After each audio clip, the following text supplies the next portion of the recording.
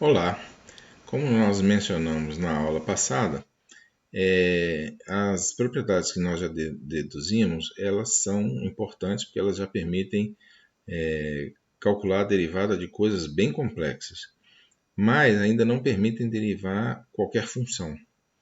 E essas são realmente mais complicadas. Então, nós precisamos de deduzir mais duas regras importantes, que são a derivada de funções compostas e a derivada de funções inversas. Nessa aula, nós vamos nos limitar a demonstrar a regra da derivada de função composta, que é realmente chamada de regra da cadeia. Normalmente é assim que as pessoas se dirigem a esse caso. Então, vamos lá, função composta, nós já sabemos o que é.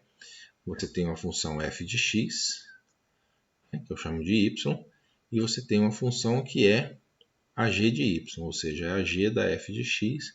Nós também já expressamos isso no nosso curso de pré-cálculo, como sendo essa função aqui assim, tá bom? Mas para nós, nesse momento, é melhor expressar dessa forma aqui assim. Então, o que nós fazemos? Bom, nós queremos calcular, então, isso aqui é só a representação em diagrama de Venn, né? Isso já é bem conhecido. A função f leva do a ao b no x ao f de x.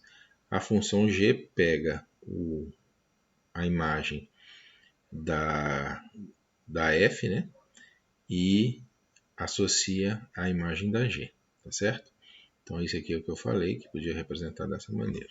Então, ok. Vamos para a definição. Eu quero fazer a derivada da minha função g em termos de x, tá certo? Mas a g depende da f. Então, na verdade, o que eu vou pegar? Eu vou pegar a variação na f menos, que é y menos ΔY, menos a função em y. Aí você pode falar assim, mas não seria em x? Está sendo em x, porque a gente sabe que quando o x varia, quem vai variar? A f de x, que é a y. Tá? Só que ela vai variar da sua forma específica, tá certo? Então, fica a variação, a função na variação do seu argumento, né, menos a função no seu argumento, dividido pelo ΔX, que é dado por esse intervalo que aqui está, tá bom? Então, o que eu faço? Vejam só, ΔY nada mais é que a f tomada em x mais ΔX menos a f, aquilo que eu falei. Ou seja, o ΔY, na verdade, ele é uma variação que tem relação com x, né? Tem relação com a variação em x, tá bom? Então, no final das contas, eu poderia fazer um truque aqui, que seria o seguinte: eu coloco um ΔY aqui e eu coloco um ΔY aqui. Não mudei nada, né? Porque eu posso simplesmente cortar um com o outro, é só 1. Ou seja, do mesmo jeito que eu posso somar 0, eu posso multiplicar 1. E em matemática isso nem sempre é trivial, tá? Então, o que acontece? Eu faço essa multiplicação, isso que eu falei, né? Eu coloco assim, esse termo aqui sobre ΔY vezes esse termo aqui sobre ΔX. Agora vejam só quem é ΔY sobre ΔX. É isso daqui, ó, sobre ΔX, que tem a cara do limite da função da função de x mais ΔX menos f de x sobre ΔX, que é a derivada quando o limite de ΔX vai para zero, tá bom? Quando o limite de ΔX vai para zero, olha o que acontece. Fica f de x mais ΔX menos f de x, mas o ΔX indo para zero, isso é f de x. Então fica f de x menos f de x. Então, quando o ΔX vai para zero, o ΔY vai para zero também, tá bom? Então eu posso substituir eu posso fazer aqui a regra do produto, tá certo? Eu estou supondo que as duas derivadas existem. Esse primeiro termo aqui eu posso substituir o ΔX por ΔY, porque nós vimos isso aqui, tá? E o que eu tenho aqui é a derivada da g com relação a y, tá certo? Ou seja, como se a g fosse uma função de um y qualquer. Vezes, agora aqui, o que eu tenho? Eu tenho a derivada da f, com relação a x. Então, eu tenho a derivada da f com relação a x.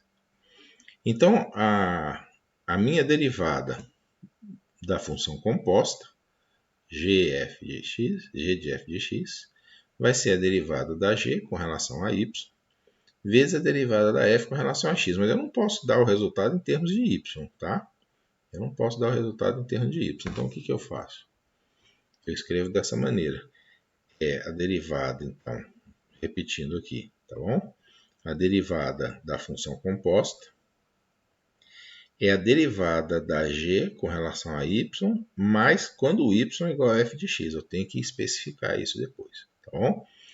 Vezes a derivada da f de x. Isso pode não ficar totalmente claro, então eu selecionei aqui um exemplo para que vocês entendam como é que isso é feito e depois eu vou fazer na próxima aula, algumas aplicações da regra da cadeia para que isso fique ainda mais claro. Mas para completar essa aula, vamos pegar o caso de uma função um pouco mais complicada, que é o seno do logaritmo de x. Então vejam, usar a definição nisso daqui, Deus me livre, né? E usar as propriedades não vai adiantar nada, porque isso aqui é uma função composta. O que na verdade eu tenho aqui, e eu não sei como fazer a derivada disso. Então o que eu tenho, quer dizer, não sabia, né? O que eu tenho aqui é que a minha função é f de x, ou se vocês preferirem o y, é o log de x, que é o que está aqui dentro, né? E eu tenho, na verdade, uma g de y, né, que é o seno de x. Então, o que eu faço? Eu calculo primeiro a derivada da g com relação a y.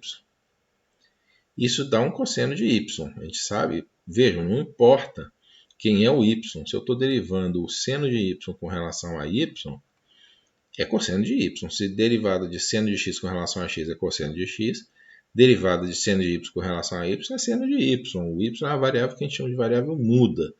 Ele não faz diferença se é seno de y, seno de z, seno de alfa. Se você estiver derivando em relação a x, y ou alfa, z, alfa vai dar a mesma coisa, tá? Mas eu tenho que no final substituir o y com a função de x. Por quê? Porque o meu resultado tem que ser dado em termos de x. Então eu fico, na verdade, com a função cosseno de logaritmo de x. Mas isso não é o resultado da regra da cadeia. Isso aqui é só aquele primeiro termo, tá bom? O segundo termo é dado simplesmente pela derivada a f, que no nosso caso aqui está sendo chamada de y. E eu já vi que a derivada do logaritmo de x é 1 sobre x, tá certo? Então fica esse resultado aqui vezes esse. Vamos voltar para ver isso? Ó, vamos voltar lá. Lembra lá? Ó, esse resultado vezes esse, tá bom? Então, o que eu tenho aqui? Exatamente, esse resultado vezes esse. Então, o resultado que eu tenho é que a derivada desta função composta aqui é o cosseno de logaritmo de x, que vem daqui, vezes o 1 sobre x, que vem daqui, que é cosseno de log de x sobre x. Então, nós chegamos no resultado de uma derivada de uma função bastante complexa já, usando a regra da cadeia, tá bom? E isso não poderia ser feito com aquelas propriedades que já haviam sido demonstradas. Então, na próxima aula eu apresento alguns exemplos de uso da regra da cadeia para fixar um pouco mais essa ideia e depois nós passamos para a demonstração da regra da derivada da função inversa, ok? Mas por enquanto era isso que eu queria apresentar.